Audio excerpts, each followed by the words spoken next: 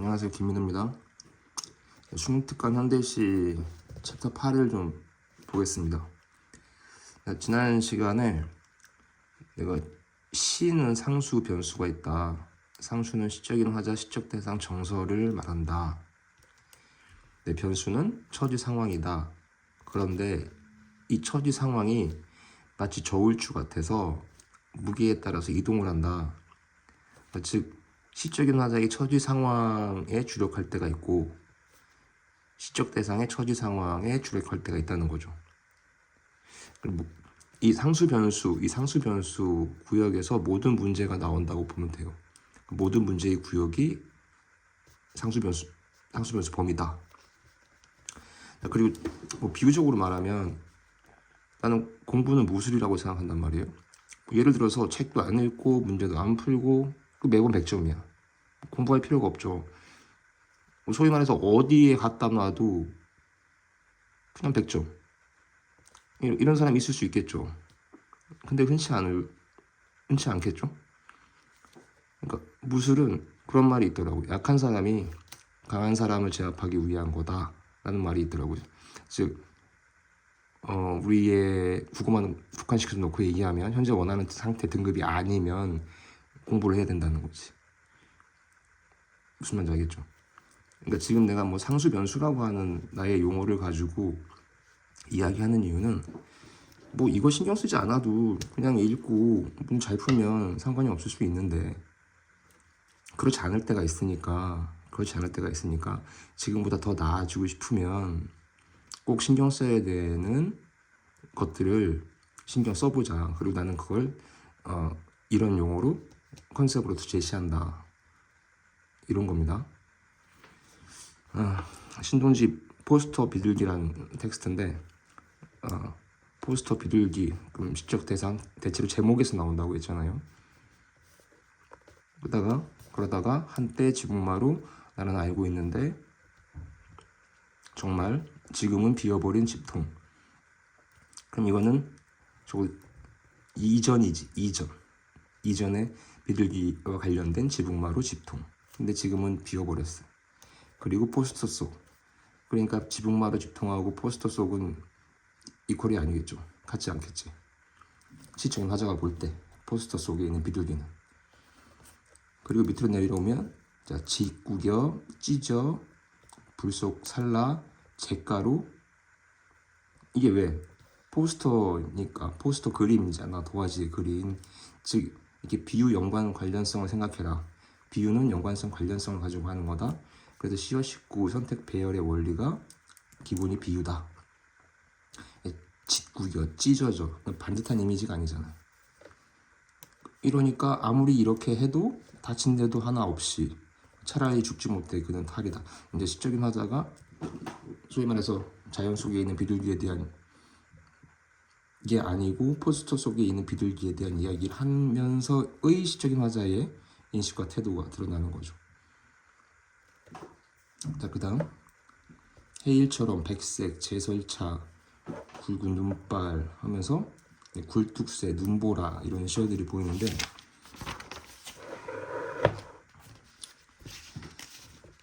제목이 대설주의보예요. 여기서 말하고 싶은 건 시어는 암기하지 마라. 은하수라는 시어가 나오는데 예뻐 보이잖아. 근데 얘가 눈과 연결되거든. 근데 이 눈은 눈보라 군단, 계엄령, 군단과 계엄령, 즉 군대의 이미지잖아요. 또 비연관 관련성이 있는 거지. 그러니까 상상하지 마라, 연상해라. 비유의 컨셉으로 연관되어 있고 관련되어 있는 성질들을 가지고 연상해라. 시어 외우지 마라. 여기서 은하수는 눈과 연결되어 있다. 자, 아래쪽에 뒷간이 나오고 몸을 감추는 곳. 그 아래 다시 힘찬 눈보라의 군단, 눈보라, 계엄령 이런 식구가 다시 한번 반복돼요. 계엄령이라고 하는 말은 말했지만 이제 군대 용어니까 군단이라는 시어가 나온 거고. 여기에서 내가 가장 중요한 건 깨끗한 이미지네, 좋은 거구나 이렇게 후딱 가면 안 된다는 거죠. 조심하세요. 자, 이번엔 이성복 그 여름 끝. 자, 여기서 다시 한번 얘기할게요. 상수라고 제시하는 거는, 상수라는 말 어렵게 신경 안 써도 돼. 이 컨셉을 더 잘 기억나게끔 하기 위해서 계속 강조하는 거예요. 의식하라고. 항상 있다는 뜻이야. 상수는 비유적으로 공기와 같은 거죠. 근데 우리가 일상생활에서 공기를 의식하면서 살아가진 않잖아. 그러니까 근데 중요하고 소중하니까 잊어버리기 쉬운 거지. 항상 있는데도 잊어버리기가 쉽다는 거죠. 그러니까 사실 우리가 평상시 생활할 때도 공기가 있으니까 코와 입으로 숨을 쉬어 이렇게 의식하는 사람은 없잖아요. 근데 어느 순간 공기의 소중함을 느끼듯이 늘상 당연하다고 생각하는 게 없어졌거나 부족할 때 그때 소중함을 느끼잖아요. 그러니까 평상시에 사소한 거 늘 있다고 생각했던 건 의식해보려 한 게 고마움도 느낄 수 있듯이 시도 한번 그렇게 해보라고 계속 상수라는 이름을 붙여서 제시하는 거예요. 사실 상수 중에서 시적 대상이 있잖아. 시적 대상은 자연물 또는 사물이 되죠. 근데 이게 시적 화자와 이퀄이 될 때가 있어요. 시적 대상이 시적인 화자 자신을 환기하기도 한다는 거죠. 즉 시적 대상은 시적 화자를 의미하기도 하고, 즉 시적 화자가 시적 대상일 때가 있다는 거죠. 요거 주의해야 될 구역이에요. 그러나 역시 상수 변수 범위 구역이야. 자, 이성복 거 봐. 그 여름 나무 백일홍으로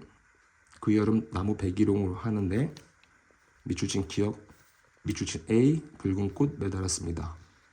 근데 2연에 내려와서 중간에 그 여름 나의 절망이래요. 이게 냄새 나야지. 1연에서는 그냥 백일홍인데 2연에서는 시적인 화자가 나로 등장하면서 똑같이 폭풍 나오고 붉은 꽃 매달았다 와 이렇게 연결되고 있어요. 그리고 마지막 연에서 불을 뿜는 거는 붉은 꽃이니까 비유 연관성으로 이렇게 내려왔겠죠. 백일홍.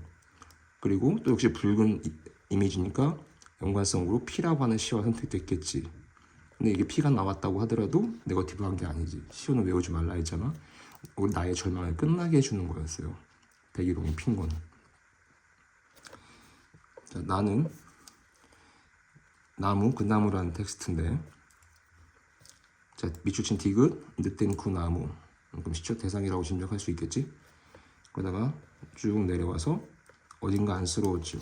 그럼 시적인 화자가 그 나무에 대하여 보이는 생각이지. 그리고 밑줄친 B 꽃불성어가 있는데, 이제 여기가 재밌는 구역이고, 이런 구역에 이렇게 문제가 나오고 있는 거를 좀 관찰했으면 좋겠어요. 여기서 비유 연관성 관련성을 신경 써야 돼. 자, 그리고 그래서 시와 식구가 선택되고 배열되는 거를 확인해 봐요. 그리고 그걸 체크해 보는 연습을 하라니까. 평상시에 시험 볼 때는 이렇게 하라는 뜻은 안 해. 시험 볼 때 평상시에 연습해 둬서 시험 볼 때 자연스럽게 그런 부분을 포착하고 볼 수 있게끔 평상시에 연습해 보자는 거죠. 자, 성화니까 불이잖아. 타오르는 거지. 그러니까 타오를 것이므로. 그리고 밑에 쪽에 마지막 두 구를 보면, 자, 불타는 소신궁양 소지 어이풀이가 나와. 태워서 이러거든. 그러니까 성화로부터 시작해서 타오르는 것, 소지, 마지막 지펴 올리다 이렇게 이어지고 있잖아요. 자, 그리고 그 위로 잠깐 올라가면 헤매고 다녔던 저 난만한 봄길, 늦깎이 깨달음 함께 얻으려고. 지향성이지. 나무를 보고 시적인 화자도 깨달음을 얻으려고. 나도 시적인 화자도 서성거렸죠. 그럼 시적인 화자의 지향성이 드러나는 구역이에요. 그럼 요 구역이 중요한 거죠. 요 구역이.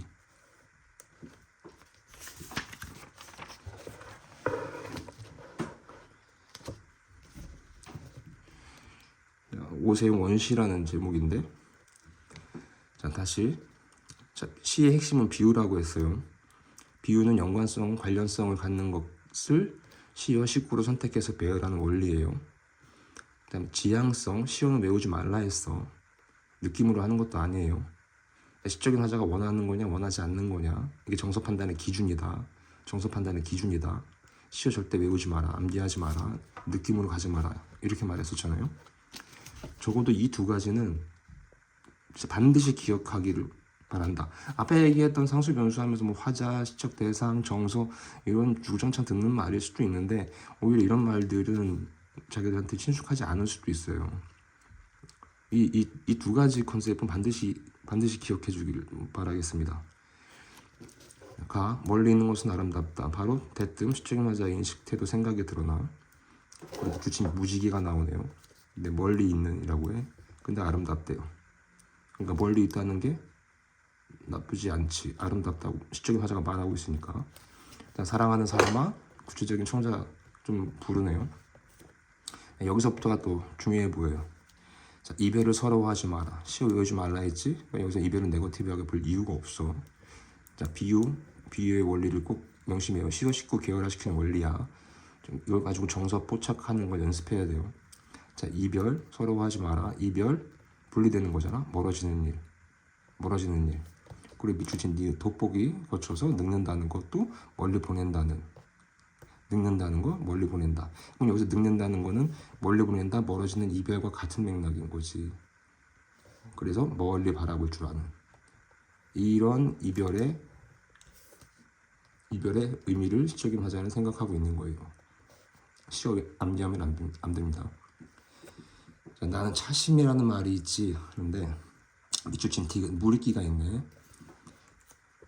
블라블라 길들이는 거라 했지. 가마 속에서 흙, 유약, 잠금이 생겨요. 뜨거운 찬물, 그릇색 바뀌는 겁니다. 뭔 말하는 거라 했지. 바뀌는 겁니다. 누군가 말해주는 거였죠. 누군가 말해주는 거 같지. 자, 근데 딕은 무리끼가 끼었나 했더니는 시적인 화자의 생각이겠지, 그러면. 근데 요 말을, 누군가의 말을 듣고 시행이 이어지는데, 자, 무리끼의 정체는 밑에 내려가 보면 그릇색이 점점 바뀌는 겁니다. 이렇게 나와. 그 위에 니을 부분 문제가 있어요. 뜨거운 찬물이 금속을 파고 들어가 그릇색이 점점 바뀌는 겁니다.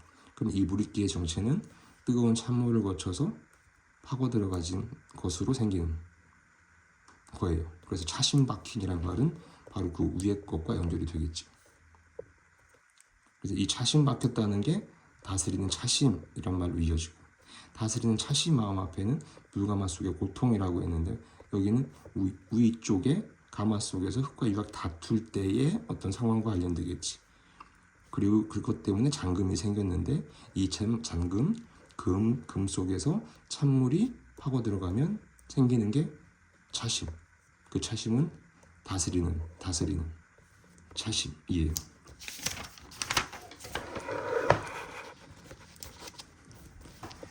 자, 여기에서 수백 년 잔에서 차심만 우려도 차만 난다는데, 갈라진 너와 나 사이. 그럼 갈라지는 앞쪽에 있었던 불가마 속의 고통, 아픈 고통, 갈라진, 이렇게 관련되는 시어요. 자, 그리고 그런 빛깔은 뭐겠어? 그런 빛깔은 무리끼, 차심, 차의 마음이 되는 거겠죠. 그런 빛깔. 그리고 이건 너와 나 사이에.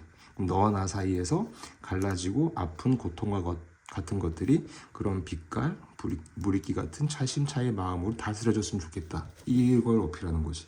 그러니까 지향성 명심해. 시어 암기하는 거 아니에요. 정서 판단 기준은 지향성입니다. 11. 고재중 면면함이라는 텍스트인데, 자, 너 들어보아니 하면서 일단은 들을 사람 청자를 보이면서 시작하네요. 그 다음에 느티나무 울음소리, 그다가 이연 아래쪽에 상처 푸른 울음소리. 시행 반복되고 있어. 반복되면 운율이 형성된다고 했잖아요. 너 들어보아니 또 묻네. 자, 이제 여기 아래가 중요해집니다. 잔치는 아직 끝나지 않았다고. 그래도 지킬 것은 지켜야 한다고. 소리 죽여 흐느끼던 소리, 가지 후리던 소리니까 이건 위에 울음소리와 관련되겠지. 그럼 그 아래도 바로 있어요. 밑줄친 기억, 푸르른 울음소리. 그리고 이 푸르른은 밑에 초록과 연결되겠지. 초록의 광이. 자, 앞에서 물을 내다 허리 펴는 사람들. 저 나무는 지금 울고 있는 푸르른 초록의 광의의 그 나무겠지. 이렇게 말하고 있는, 아직 끝나지 않았다고, 지켜야 한다고 말하고 있는. 그리고 허리 펴는 사람들이 저 나무를 쳐다보면 결국 이 나무의 말은 허리 펴는 사람들이 듣는 사람들이 되는 거겠죠. 자, 그리고 그 햇빛 너무 좋아. 그 햇빛 너무 좋아. 그럼 지향성이 좀 드러난 거지? 생각나는. 햇빛 때문에 생각이 났어. 이런 것들이. 그래서 송리섬에 갈까? 생각나서 송리섬에 갈까? 하고 우리 서로 이렇게 시작하네.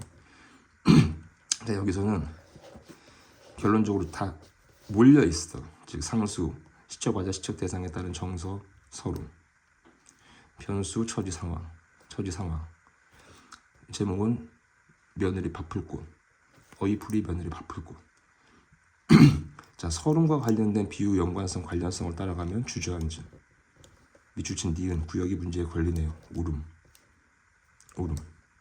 자, 다시 위로 올라가서 으스러지는 꽃 민들레겠지. 며느리 바쁠. 며느리 바쁠 꽃. 일으켜 세우는 꽃. 며느리 바쁠 꽃. 미추친 니은 거쳐서 며느리 바쁠 꽃. 이렇게 나가죠. 자, 그러면 서름, 주저앉은, 울음과 관련되는 전후로 꽃, 며느리 바쁠 꽃. 그리고 며느리 바쁠 꽃은 마지막에 이렇게 햇빛 기진하면 혀 빼물고 지치고 힘들 때 피어있다. 그리고 어이풀이 보니까 고된 시집살이 시달리던 며느리. 이렇게 되게 부유한 사람을 환기시키는 시와 같진 않죠. 며느리 바쁠 꽃은. 텍스트에서 중심은 서름, 주저앉은, 울음 이쪽입니다. 오케이, 여기까지 하겠습니다.